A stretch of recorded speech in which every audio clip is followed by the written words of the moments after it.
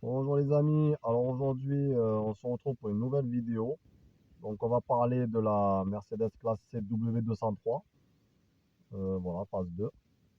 Donc voilà les amis, donc je voulais vous parler un petit peu de cette berline allemande.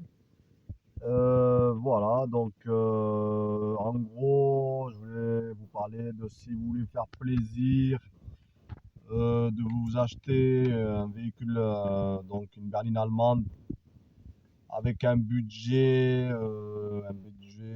qui tourne aux alentours de, on va dire, à 5 000 à 6 000 € à peu près.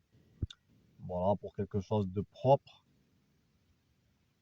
Quelque chose de propre, c'est-à-dire pas beaucoup de kilométrage. Si vous avez pas des kilométrages, voilà, quelque chose de sain. Un véhicule à peu près, si vous arrivez à trouver une deuxième main, troisième main, avec un carnet d'entretien, etc. Après, vous pouvez trouver un petit peu peut-être moins cher, mais bon, normalement, une phase 2, bon, ça fait longtemps que je ne me suis pas trop renseigné sur les prix, mais une phase 2, normalement, vous trouvez aux alentours quelque chose de propre parce que les phases 2 ont commencé de 2004 jusqu'à 2007. Donc après, voilà. Euh, Jusqu'à 2007, vous pouvez trouver quelque chose de propre dans les 6 000, 7 000 €. Tout dépend des kilométrages. Voilà, tout dépend des kilométrages, de l'entretien, etc., du véhicule, de comment il est. Voilà. Après, ce budget-là, bon, vous avez quelque chose, vous avez une berline, vous avez une berline qui est franchement, qui est superbe. Voilà, franchement, qui est superbe. Pourquoi? Moi, ça fait maintenant, je l'ai acheté en 2014, ouais, ça fait bientôt 8 ans, 9 ans, voilà à peu près. Bon, alors moi je l'ai acheté, le kilométrage, vous voyez, c'est affiché là, 344 992. Moi je l'ai acheté, elle avait 281 000 km. Alors moi j'ai pas peur du kilométrage, pourquoi? Parce que tout simplement, je l'ai acheté, c'est une deuxième main, donc moi je suis une deuxième main.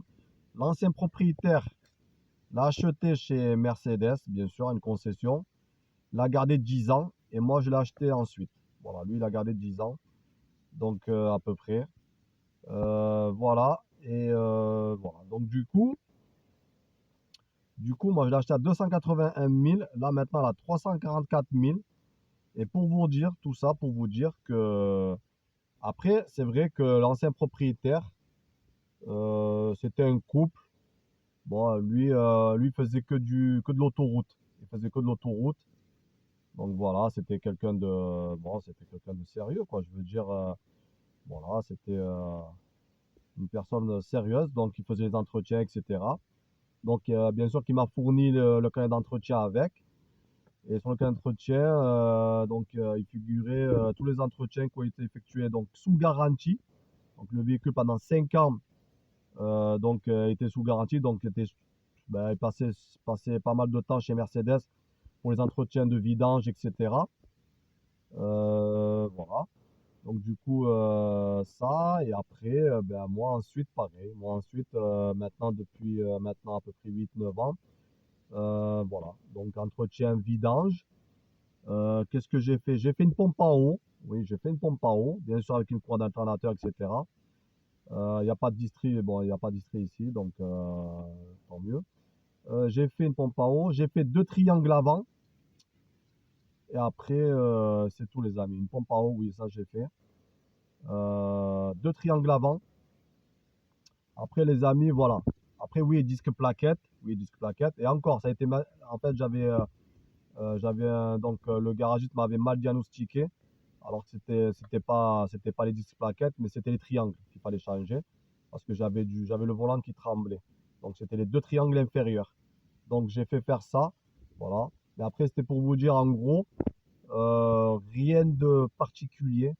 Aucun souci, je touche du bois mécanique, aucun souci électronique. Voilà. Tout simplement, c'était pour vous dire ça, les amis. Voilà. Et aussi pour vous dire que si vous voulez vous faire plaisir avec une berline allemande, avec un budget aux alentours de 6 000 € en moyenne, c'est ça. 6 000 €, vous allez trouver quelque chose de propre. Voilà. comme je dis toujours, prenez votre temps, ne vous pressez pas. Voilà, si celle-là, vous n'avez pas un coup de cœur, allez voir autre chose. Voilà, et après, tout simplement. Moi, regardez, elle a 344 000, comme vous voyez là. Franchement, j'ai pas mal voyagé avec, j'ai fait de la route avec. Là, j'ai voyagé avec sans problème. Après, c'est vrai, c'est pas un véhicule que je prends tous les jours, moi. C'est un véhicule que je prends plus le week-end ou de temps en temps. J'ai un deuxième véhicule pour aller travailler, etc. Pour faire mes courses et tout, je préfère. Franchement, ça, c'est pas un véhicule que je vais faire mes courses, je vais en ville. Non, franchement, c'est un véhicule vraiment que je prends le week-end, vraiment pour sortir en famille, etc., etc. C'est pas un véhicule que je roule tous les jours avec. Donc voilà. Qu'est-ce que je vais vous dire de plus? Écoutez, après pour une famille, il faut savoir que c'est vrai que les Allemandes elles sont compactes à l'intérieur, hein. C'est pas comme les Renault. Moi j'ai une 308 à côté, ça n'a rien à voir. C'est vrai que au niveau compact, au niveau famille, voilà. Après pour un couple, trois gosses, voilà, il n'y a pas de souci. Mais après pour mettre des affaires, etc., etc., franchement là c'est même pas la peine. Il y a un coffre qui est pas mal pour mettre des valises, il n'y a pas de souci. Mais à l'intérieur, voilà, à l'intérieur, c'est voyager tranquillement, quoi. Ne croyez pas que vous allez mettre un sac ou non. Il faut pas vous encombrer, ça c'est sûr. Voilà, c'est un véhicule pour voyager tranquillement, en famille et tout. Pour la route, vous allez être content. C'est robuste. Ah, c'est robuste, il n'y a rien à dire, c'est robuste. Voilà, moi j'ai eu d'autres allemandes, mais pas Mercedes. Bon, Mercedes, franchement, c'est autre chose. C'est autre chose quand même. C'est autre chose quand même. C'est robuste. Une tenue de route magnifique. Euh, Franchement, c'est voilà, c'est correct. C'est correct. C'est vraiment correct. Pour un véhicule, moi, elle est de 2005.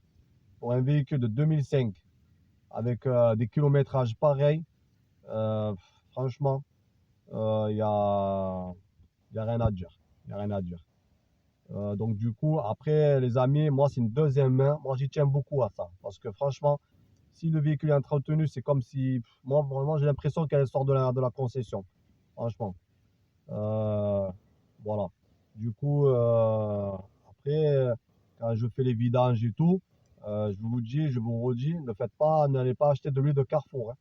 Achetez voilà, moi je regardais sur un entretien. Quand il était en entretien chez Mercedes, il mettait de la 540 Elf. Donc j'ai poursuivi de la 540 Elf. Voilà. Les filtres, ben, je mets des filtres à gasoil Bosch. Je mets des filtres à air pareil Bosch quand je peux. Si je trouve pas, je mets du Perflux. Et le filtre à habitacle, je l'ai changé. Il était pas propre, mais bon, je l'ai changé, il est nickel. Mais après, voilà, si vous voyez que votre filtre, bon, il est propre, c'est bon. Mais voilà, vous faites des entretiens. Pas de souci. Bon, ça, je parle en général pour tous les véhicules. Je reviens à la Mercedes. Vous voulez vous faire plaisir, une petite allemande pour faire de la route, etc. Vous pouvez y aller. Franchement, vous pouvez y aller. Pas de souci. Mettez un bon carburant. Bon, après, mon ancien propriétaire, il m'a dit qu'il mettait du Carrefour et tout. Mais c'est vrai que, franchement, ça, c'est des bons moteurs. C'est des bons moteurs. C'est pas les moteurs d'aujourd'hui, ça. C'est pas les moteurs d'aujourd'hui, c'est des bons moteurs. Vous pouvez y aller. Voilà. Donc du coup, pas plus. Ben, les amis, j'essaierai de faire d'autres vidéos pour faire une autre présentation. Voilà. Après, écoutez, je vous souhaite bonne soirée. Abonnez-vous si vous pouvez, si vous voulez. Partagez et merci. Et à bientôt. Au revoir.